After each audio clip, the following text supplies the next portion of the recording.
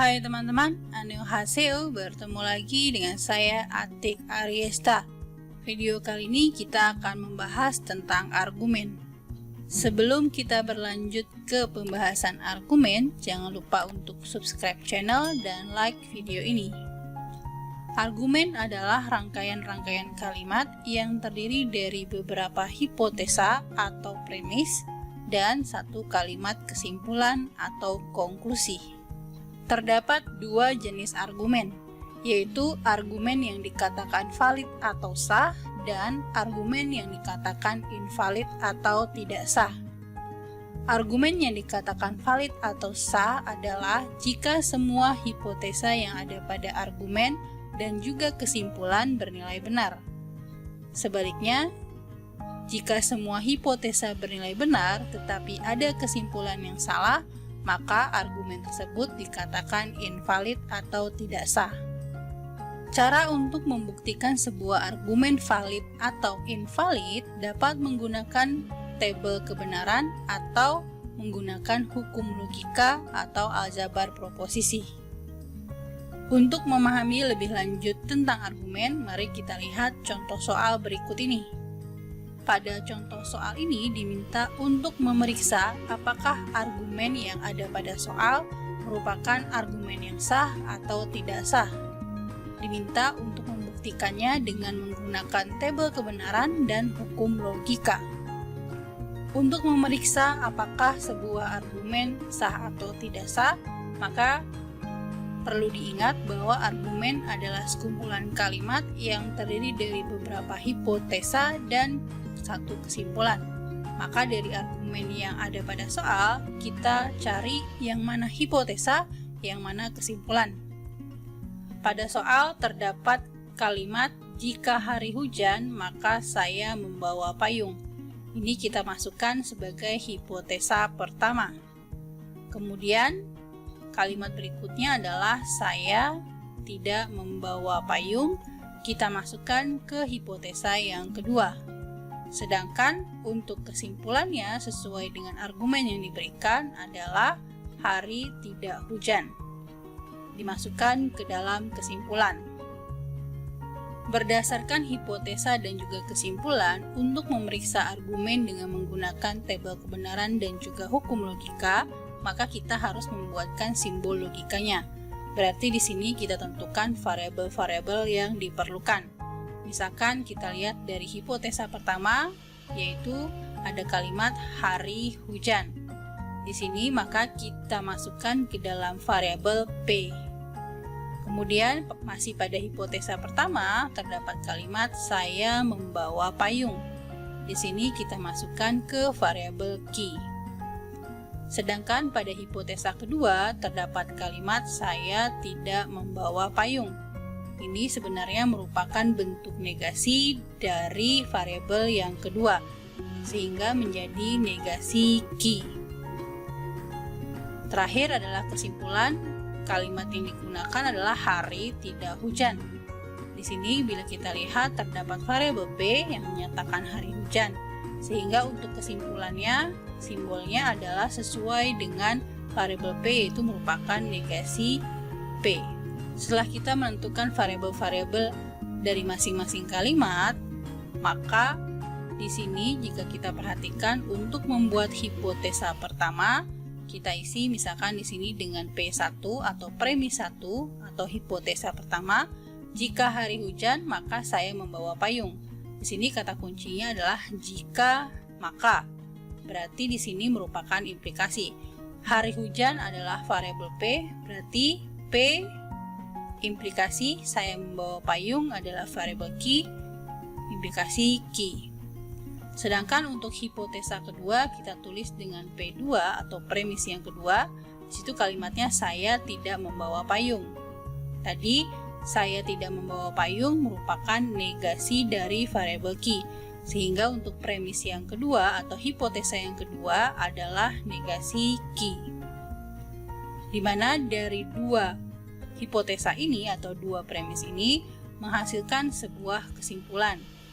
Kesimpulannya adalah hari tidak hujan, di mana hari tidak hujan merupakan negasi dari variabel pertama. sehingga kesimpulannya adalah negasi P. Berarti di sini kita sudah menghasilkan sebuah simbol argumen untuk hipotesa 1, hipotesa 2, dan juga kesimpulan dari argumen yang ada pada soal. Dari argumen yang sudah ada pada soal, maka kita akan membuat pembuktiannya apakah argumen tersebut sah atau tidak. Cara yang pertama adalah dengan menggunakan tabel kebenaran. Di sini jika kita lihat berarti untuk hipotesa 1 dan hipotesa 2 akan menyebabkan kesimpulan, sehingga bisa dibuatkan simbolnya adalah hipotesa 1 dan hipotesa 2 implikasi kesimpulan.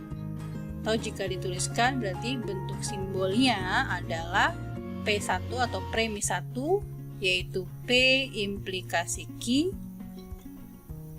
konjungsi dengan P2 atau premis 2 yaitu negasi Q. Implikasinya adalah kesimpulan yaitu negasi P. Jangan lupa berikan tanda kurung untuk proposisi yang pertama. Berarti kita sudah mendapatkan simbol dari argumen sehingga menjadi sebuah simbol proposisi untuk kita periksa tabel kebenarannya apakah nanti argumen ini bernilai sah atau tidak. Untuk membuat tabel kebenaran berarti untuk kolom pertama dan kolom kedua kita tuliskan variabel-variabel yang diperlukan dari proposisi argumennya. Di sini terdapat dua variabel yaitu P dan Q. Sehingga untuk kolom pertama adalah variabel P, kolom kedua adalah variabel Q. Kemudian dikarenakan pada argumen simbolnya terdapat negasi untuk negasi P dan Q, maka kolom ketiga dan keempat kita isi dengan negasi P dan negasi Q. Baru pada kolom kelima kita isikan yang ingin kita cari pertama proposisinya adalah P implikasi Q. Diikuti dengan proposisi yang berikutnya yaitu P implikasi Q konjungsi negasi Q. Kemudian kolom yang terakhir adalah merupakan P implikasi Q konjungsi Q implikasi P, atau merupakan yang akan kita tentukan apakah argumen ini merupakan sah atau tidak. Karena menggunakan tabel kebenaran, maka kita harus menentukan kombinasi antara variabel P dan variabel Q. Untuk menentukan kombinasi, kita menggunakan rumus yaitu 2 pangkat N, di mana N ini adalah jumlah variabel pada tabel kebenaran. Pada tabel kebenaran di atas, jumlah variabelnya ada 2, sehingga menjadi 2 pangkat 2 yaitu 4. Maka akan ada 4 kombinasi, sehingga akan ada 4 baris antara variabel P dan variabel Q. Setelah kita mengisi kolom P dan Q, maka kita lanjutkan mengisi kolom negasi P dan negasi Q. Sebenarnya untuk mengisi negasi P ini kita tinggal melihat kolom dari kolom P, di mana kalau negasi P berarti kebalikannya dari kolom P. Jika di kolom P pada baris pertama nilainya true, berarti untuk negasi P-nya adalah false. Jika pada kolom P misalkan pada baris ketiga adalah false, maka negasinya adalah true. Silakan tentukan untuk baris yang lainnya pada negasi P. Begitu pula hal yang sama untuk mengisi kolom negasi Q. Berarti kita melihat adalah dari kolom kedua yaitu kolom Q. Karena dia negasi berarti adalah kebalikannya. Jika di sini pada baris pertama kolom Q adalah true atau T, maka pada negasi Q adalah false.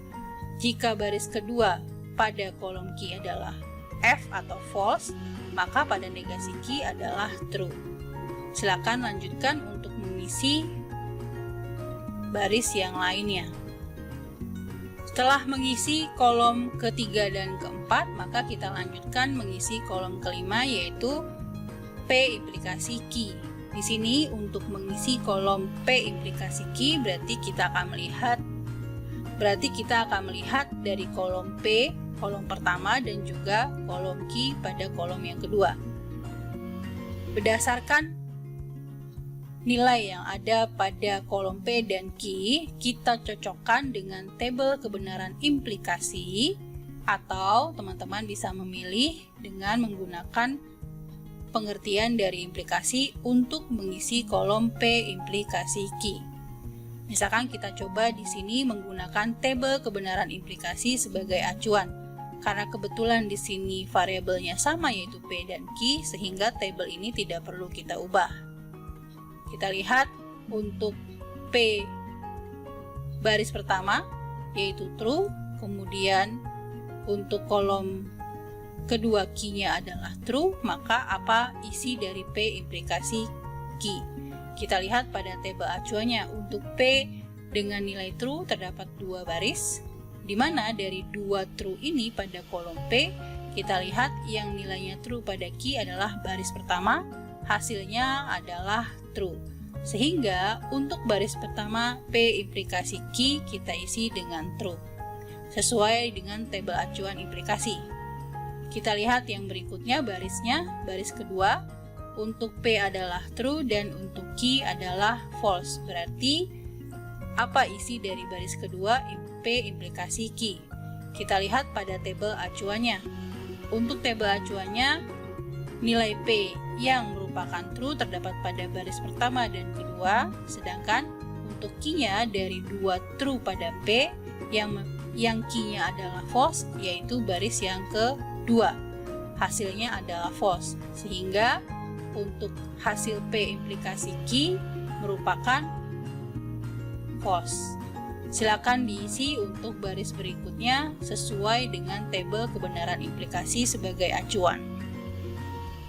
Setelah kita mengisi kolom yang kelima, maka kita lanjutkan mengisi kolom yang keenam, di mana kolom yang keenam adalah menggunakan simbol konjungsi, yaitu konjungsi antara P implikasi Q dengan negasi Q. Berarti di sini untuk mengisi baris pada kolom ke-6, teman-teman boleh memilih menggunakan tabel kebenaran konjungsi atau melihat atau mengingat pengertian dari konjungsi.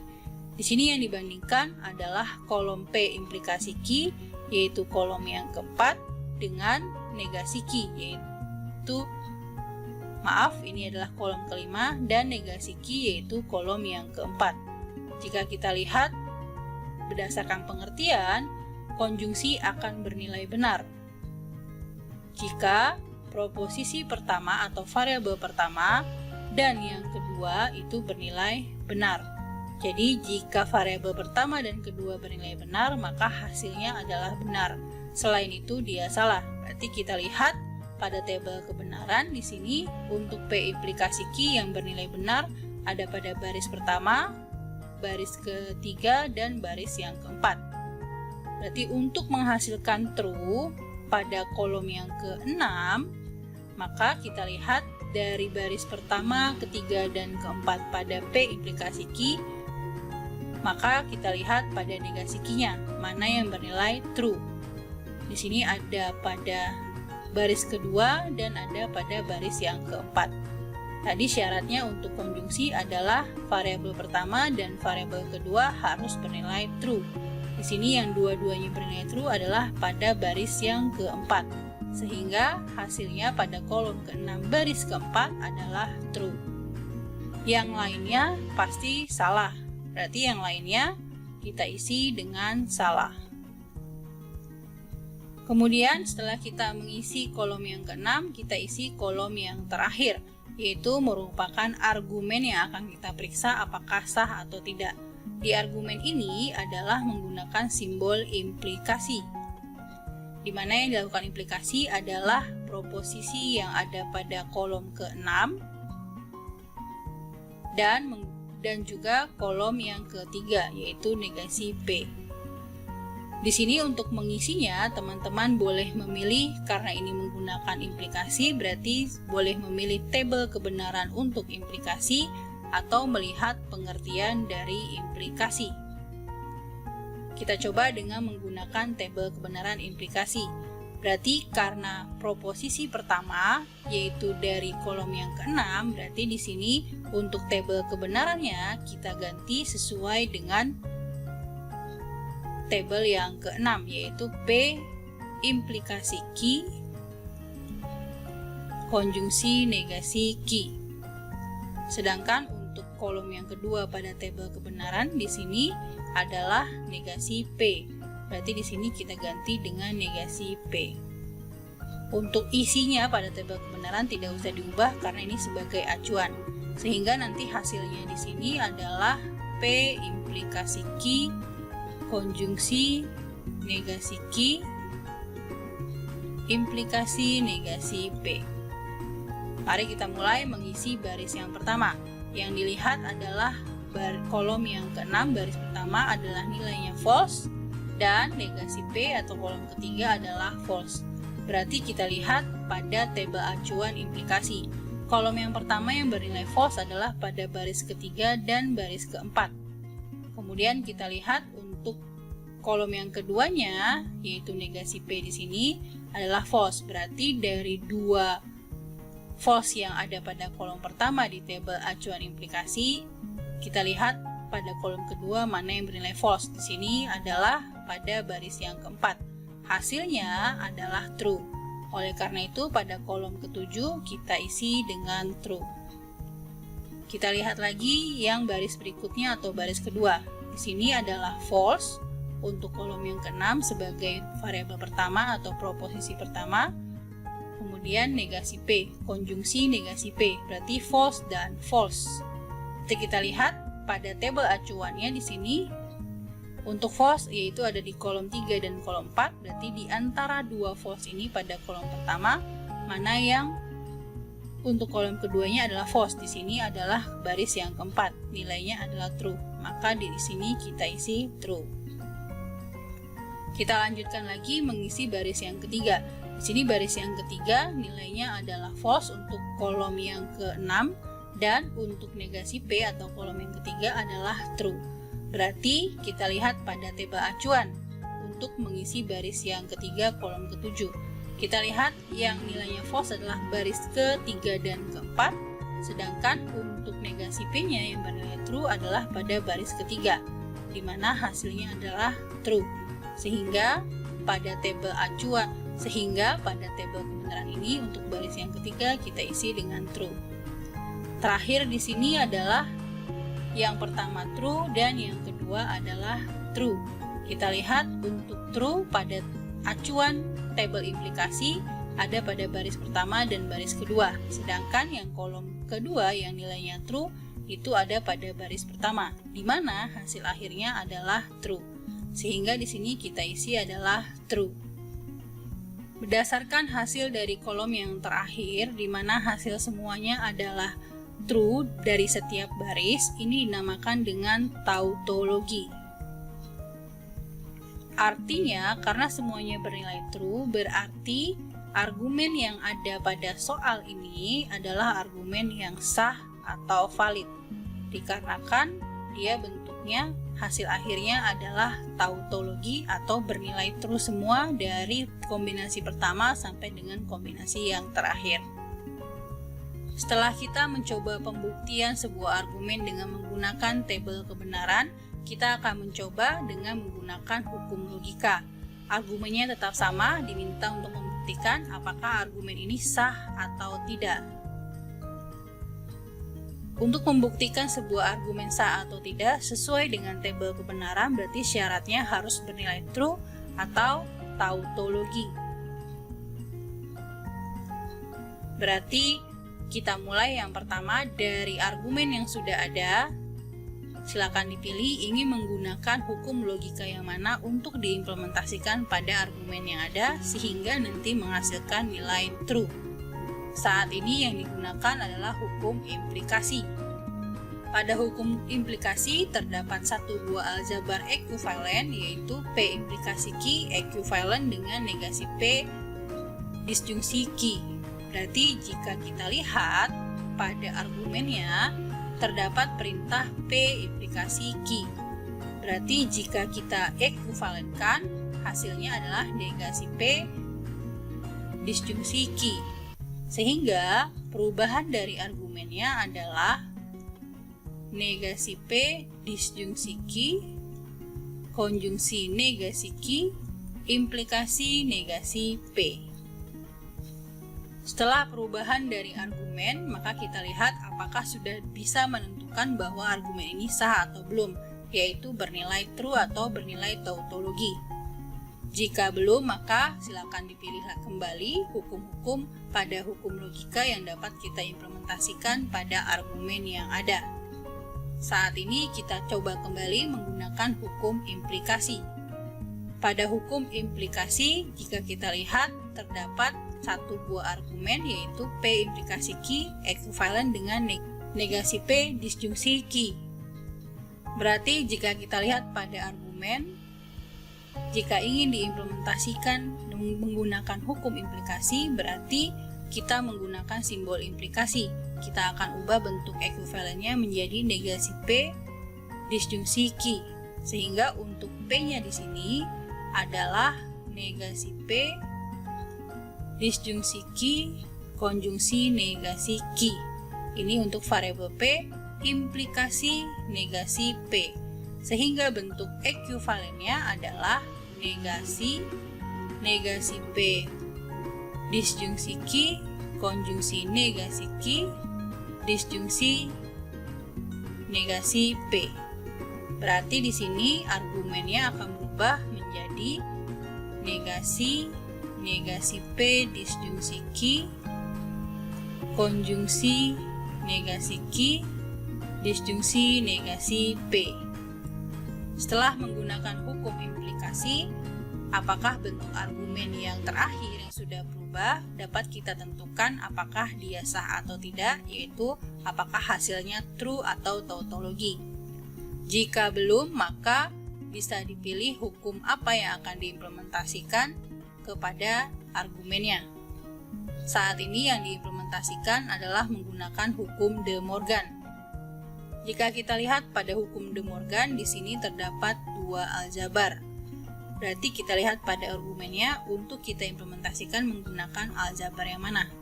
Jika kita perhatikan di sini, terdapat perintah yang hampir mirip seperti aljabar pertama pada hukum De Morgan. Berarti kita lihat di sini depannya adalah negasi sama negasi. Berarti P-nya itu adalah variabelnya negasi P disjungsi Q dan Q-nya adalah negasi Q. Berarti jika dituliskan negasi P konjungsi Q, disjungsi Q konjungsi negasi Q. Jika kita gunakan aljabar pertama dari hukum De Morgan, maka hasilnya akan berubah seperti bentuk ekuivalennya. Berarti di sini akan menjadi negasi P disjungsi Q disjungsi Q. Berarti jika kita masih implementasikan, di sini ada negasi dan juga negasi lagi seperti hukum De Morgan aljabar yang kedua, berarti di sini akan berubah menjadi P konjungsi negasi Q disjungsi Q. Sehingga untuk argumen berikutnya akan berubah menjadi P konjungsi negasi Q disjungsi Q disjungsi negasi P. Pada argumen yang sudah berubah setelah diimplementasikan hukum De Morgan, apakah sudah bisa ditentukan nilainya true atau tidak? Karena kita ingin memeriksa apakah argumen tersebut adalah sah atau tidak. Jika belum, berarti kembali lagi kita pilih hukum logika yang dapat kita implementasikan sehingga nanti mendapatkan jawaban apakah argumen ini sah atau tidak. Saat ini yang digunakan adalah hukum distributif.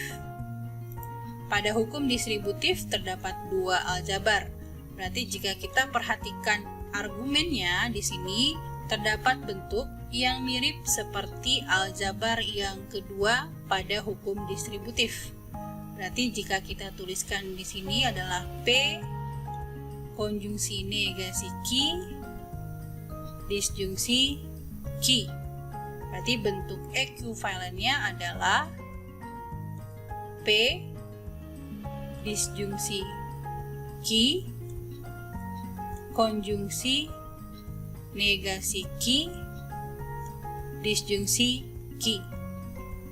Berarti argumen akan berubah sehingga bentuknya menjadi P disjungsi ki, konjungsi negasi ki, disjungsi ki, disjungsi negasi P.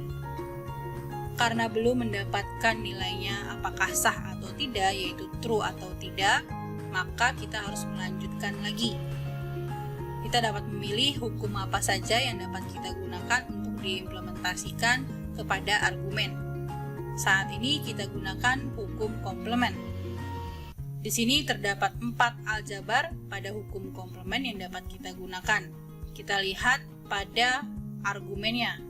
Jika diperhatikan, terdapat bentuk yang mirip seperti aljabar pada komplement, yaitu pada aljabar yang pertama.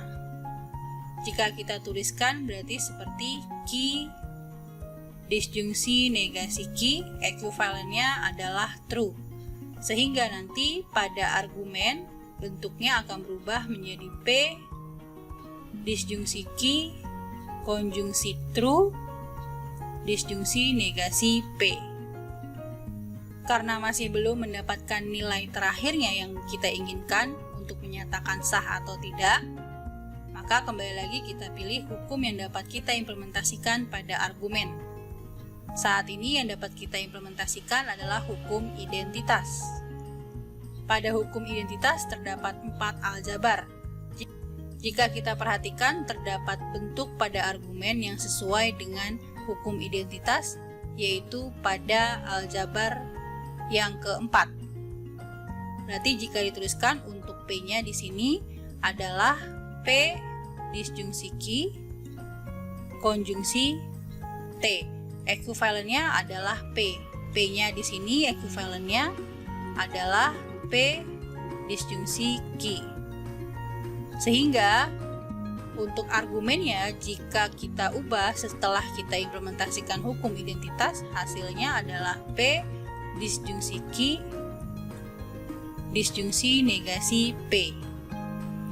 Karena masih belum mendapatkan apakah argumen ini sah atau tidak, maka kita dapat memilih kembali hukum-hukum yang dapat kita implementasikan untuk mendapatkan apakah argumennya sah atau tidak.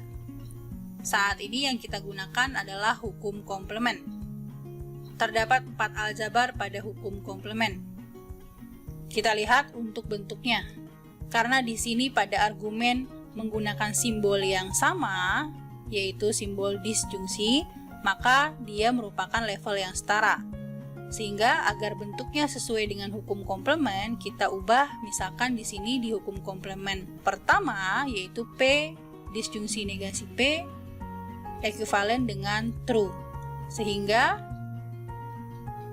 kita ubah bentuknya adalah P disjungsi negasi P disjungsi ki. Di mana untuk P disjungsi negasi P adalah true disjungsi ki. Sehingga di sini hasilnya argumennya setelah diimplementasikan hukum komplement adalah T disjungsi ki. Karena kita belum mendapatkan hasil yang diinginkan, apakah argumen ini sah atau tidak, ditandai dengan hasilnya adalah true, maka kita harus mengimplementasikan lagi hukum yang ada pada aljabar proposisi. Saat ini yang digunakan adalah hukum logika. Terdapat 4 aljabar pada hukum logika. Kita lihat yang bentuknya sama seperti argumen, yaitu ada pada aljabar yang kedua. Bedanya di sini variabelnya bukan variabel P tapi variabel ki. Sehingga jika kita tuliskan adalah ki disjungsi T, ekuivalennya adalah T. Berarti di sini hasilnya adalah T. Setelah mendapatkan hasil terakhir adalah T, berarti dapat dikatakan dengan pembuktian menggunakan hukum logika, argumen ini adalah sah. Ditandai dengan hasil yaitu T atau berupa tautologi. Sekian video kali ini tentang argumen. Semoga teman-teman dapat melakukan pembuktian sebuah argumen dengan menggunakan tabel kebenaran dan menggunakan hukum logika. Sampai bertemu di video yang lainnya. Jangan lupa untuk subscribe channel dan like video ini.